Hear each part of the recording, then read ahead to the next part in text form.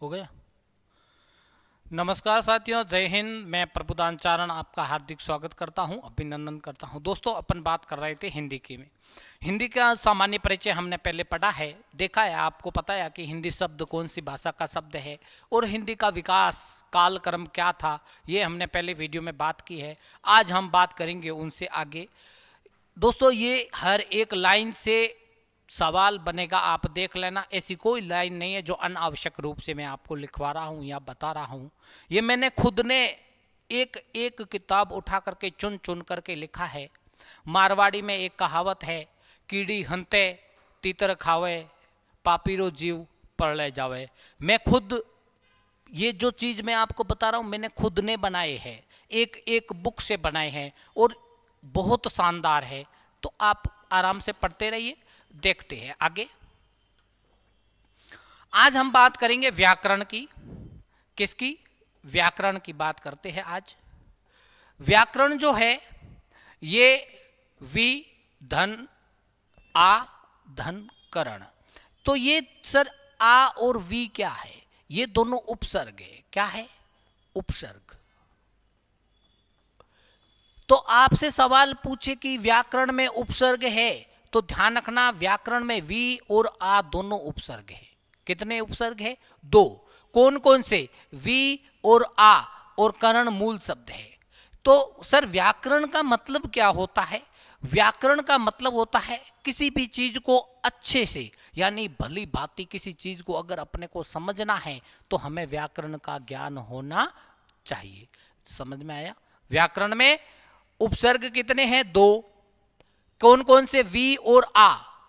और बात करें व्याकरण का मतलब क्या होता है, तो व्याकरण का मतलब होता है किसी भी सब्जेक्ट को, किसी भी विषय को, किसी भी चीज को अच्छे से समझना, भली भांति समझना ही व्याकरण कहलाता है। व्याकरण के तीन भाग होते हैं। कितने? तीन। सबसे पहले होता है वर्ण। क्या? वर्ण। दूसरे नंबर पे होता है शब्द और तीसरे नंबर पे होता है वाक्य। व्याकरण के कितने भाग होते हैं? व्याकरण के तीन भाग होते हैं। एक होता है वर्ण, दूसरा होता है शब्द, तीसरा होता है वाक्य। तो सर वर्ण किसको कहते हैं? वर्ण किसे कहते हैं? वर्ण हम किसी भी भाषा की वह सबसे छोटी इकाई जिसका आगे विभाजन करना संभव नहीं हो, वर्ण कहलाते हैं। आगे हम परिभाषाएं देखेंगे इसकी। तो सर शब्द किसको कहते हैं? ध्यान रखना, वर्ण में और वर्णमाला की दोनों जो डेफिनेशन है उसमें फर्क है। वर्ण का तो भाई किसी भी भाषा की सबसे छोटी इकाई वर्ण कहलाती है, परंतु अगर वर्णमाला है तो ध्यान रखना, वर्णमाला की परिभाषा होती है वर्णों के व्यवस्थित रूप को वर्णमाला कहते हैं। वर्णमाला और वर्णों में अलग अलग फर्क होता है, परिभाषा अलग अलग होती है, ध्यान रखना। बात करें शब्द की, तो वर्णों के सार्थक समूह को, शब्द कैसा होना चाहिए? सार्थक। सार्थक जिसका कोई न कोई अर्थ निकलता हो।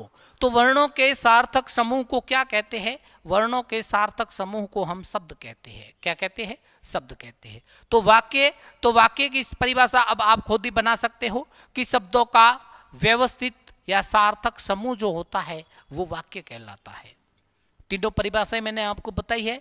व्याकरण के तीन भाग होते हैं। एक होता है वर्ण, दूसरा होता है शब्द, तीसरा होता है वाक्य। बात करें आगे वर्ण। भाषा की वह सबसे छोटी इकाई जिसके आगे विभाजन करना संभव नहीं होता है वो वर्ण कहलाते हैं। जैसे आप देख रहे हो ए, आ, ई, के, च, ट, त, प। क्या इनमें आगे आप विभाजन कर सकते हो? बिल्कुल नहीं कर सकते हैं, इसमें विभाजन होगा ही नहीं। हाँ, यहां ध्यान रखना, इस प्रकार हो तो इसका तो अपन विभाजन कर सकते हैं, जैसे आधा पे प्लस अ, ये इनका विभाजन हो गया, पर इसका विभाजन कैसे होगा? बिल्कुल नहीं हो सकता है। तो वर्ण किसको कहेंगे? भाषा की वह सबसे छोटी इकाई जिसके आगे विभाजन करना संभव नहीं हो।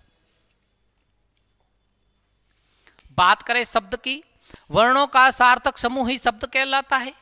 और बात करें वाक्य की, तो शब्दों का सार्थक समूह ही वर्ण जो ये है ये वाक्य कहलाता है। ये पंखा बंद कर दो नेमाराम जी। हाँ, आगे बात करते हैं हम भाषा की। ये ध्यान रखना, जो मैं पॉइंट लेके आया हूँ 4-5 पॉइंट है, ये विशेष तौर पे ध्यान रखना। सीधा सीधा सवाल पूछा गया है, आप पेपर उठा के देख लेना और आगे भी पूछा जाएगा। क्या है? भाषा की सबसे छोटी इकाई क्या होती है? वर्ण होती है। वर्ण में आप ध्यान रखना, ये जो आप इसके नीचे हलंत लगाते हो, ये वाला, ये भाषा की सबसे छोटी इकाई होती है और इसको वर्ण कहते हैं। क्या कहते हैं? वर्ण। वर्ण हमेशा ध्यान रखना हलंत युक्त होते हैं। वर्ण जितने भी होते हैं वो हलंत युक्त होते हैं, जबकि आप बिना हलंत के जैसे ये लिख रहे हो, ये वर्ण ना होकर के अक्षर होते हैं। क्या होते हैं? अक्षर। तो सर वर्ण में और अक्षर में क्या मतलब अंतर है, क्या डिफरेंस है, बताएंगे? पहले अपन यहां समझते हैं। तो अपन क्या देख रहे हैं? अपन देख रहे हैं कि भाई भाषा की सबसे छोटी इकाई क्या होती है? वर्ण होती है। लिखित रूप से भाषा की सबसे छोटी इकाई, ये विशेष तौर पे ध्यान रखना, एक तो होती है भाषा की सबसे छोटी इकाई वर्ण, और लिखित रूप से भाषा की सबसे छोटी इकाई, ध्यान रखना, ये वर्ण। दोनों में फर्क है, दोनों में अंतर है। अगर पूछे भाषा की सबसे छोटी इकाई तो क्या होगी? ये हलंत युक्त, जिसके नीचे हलंत लगा हुआ होता है। और पूछे लिखित रूप से भाषा की सबसे छोटी इकाई बिना हलंत का, जो देख रहे हो ये जितने भी वर्ण होते हैं। तो अब आपको समझ में आ गया होगा कि वर्ण में और अक्षर में क्या अंतर होता है। वर्ण में और अक्षर में कोई अंतर ना होता है। अंतर अगर होता है तो वो उच्चारण की दृष्टि से और लेखन की दृष्टि से होता है, बिना इसके अलावा और कोई अंतर नहीं होता है। क्या आप ये जो आप देख रहे हो, इसको आप आधा क, आधा ख, आधा ग ऐसे उच्चारण कर सकते हो क्या? नहीं होता है। बोलने में तो इसको क, ख, ग, घ, ड़ बोला ही जाता है, परंतु जब लिखा जाता है तो इसके नीचे ये हलंत जरूर लगाया जाता है। ये ही अंतर होता है। बात करें कि मौखिक रूप से भाषा की सबसे छोटी इकाई ध्वनि होती है। ध्यान रखना, विशेष तौर पे मौखिक रूप से भाषा की सबसे छोटी इकाई क्या होती है? ध्वनि होती है। ध्वनि क्या होती है ये भी बताएंगे आपको, देखना। बात करें अर्थ के आधार पर भाषा की सबसे छोटी इकाई शब्द होता है। क्या होता है? शब्द। और बात करें भावार्थ के आधार पर भाषा की सबसे छोटी इकाई वाक्य होता है। ये मैंने आपके सामने 5 चीज बताई है। क्या? एक बताया भाषा की सबसे छोटी इकाई वर्ण, मैंने बोला लिखित रूप से भाषा की सबसे छोटी इकाई ये वर्ण, फिर मैंने बोला मौखिक रूप से भाषा की सबसे छोटी इकाई ध्वनि, फिर मैंने बोला अर्थ के आधार पर भाषा की सबसे छोटी इकाई शब्द, और फिर मैंने आपसे पूछा भावार्थ के आधार पर भाषा की सबसे छोटी इकाई वाक्य होते हैं। ये 5 चीज तो अपनी कॉपी में अच्छे से लिख लेना, सीधा सीधा सवाल पूछा जाता है। तो अब ये देखो ध्वनि में और वर्ण में क्या अंतर होता है। ध्वनि किसको कहते हैं और वर्ण किसे कहते हैं। जैसे मैंने आपके सामने एक शब्द लिखा है कमला। क्या लिखा है? कमला। अब हम बात करेंगे कि भाई ये जो ध्वनि है इसमें ध्वनि 3 है। कितनी है? 3 ध्वनियां हैं, यानी क, म, ला। ये जो आप देख रहे हो ये क्या है? ये ध्वनियां हैं। तो इसमें वर्ण कितने हैं? वर्ण 1 2 3 4 5 6, ये वर्ण है और ये ध्वनियां हैं। तो यहां आपके सामने एक चीज आई है कि जितने भी वर्ण होते हैं, विशेष करके ध्यान देने वाली बात है, शब्द में जितने स्वर उतनी ही ध्वनियां, जितने स्वर उतनी ही ध्वनियां होती है। जैसे कमला में, कमला में आप देख रहे हो स्वर कितने हैं? 1 2 3। कितने? 3। कमला में स्वर कितने हैं? 3। तो ध्वनियां कितनी होगी? 3। समझ में आई ना। एक और सा आपके सामने शब्द लेते हैं, जैसे मैंने लिया रामायण। रामायण। अब इसमें ध्वनियां कितनी होगी? 1 2 3 4। कितनी? 4। तो सर इसमें वर्ण कितने होंगे? 8। समझ में आई ना? तो यहां अपने को एक विशेष तौर पे ध्यान देने वाली बात है कि शब्द में जितने स्वर होते हैं उतनी ही ध्वनियां होती है। बात करें अक्षर की, क्या? अक्षर की। तो अक्षर किसको कहते हैं? अक्षर अ मतलब नहीं और क्ष मतलब नाश, यानी कि जिसका कभी नाश ना हो वो अक्षर कहलाते हैं। आज भी अपने बड़े बुजुर्ग कहते हैं कि 2 आखर पढ़ले, 2 आखर पढ़ले। तो वो 2 आखर जो होते हैं वो अक्षर होते हैं। क्या होते हैं? अक्षर होते हैं। हर कोई सुनने को मिलता है 2 आखर पढ़ले। तो अब यहां आपके सामने आया है कि जिसका कभी नाश ना हो या अंत ना हो वो ही हमारे अक्षर कहलाते हैं।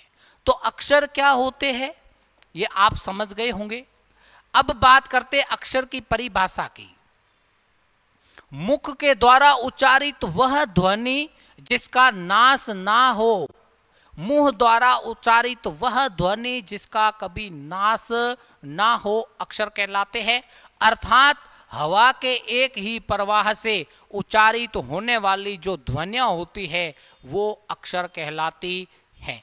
यहां मैं आपके सामने विशेष करके एक चीज लाया हूं, ध्यान रखना, प्रत्येक वर्ण अक्षर हो सकता है। विशेष करके ध्यान देने वाली बात है कि प्रत्येक वर्ण अक्षर हो सकता है, परंतु प्रत्येक अक्षर वर्ण नहीं हो सकता है। अब मैं आपके सामने लाया, ये क्या है? ये अक्षर है और ये क्या है? ये वर्ण है। समझ में आया?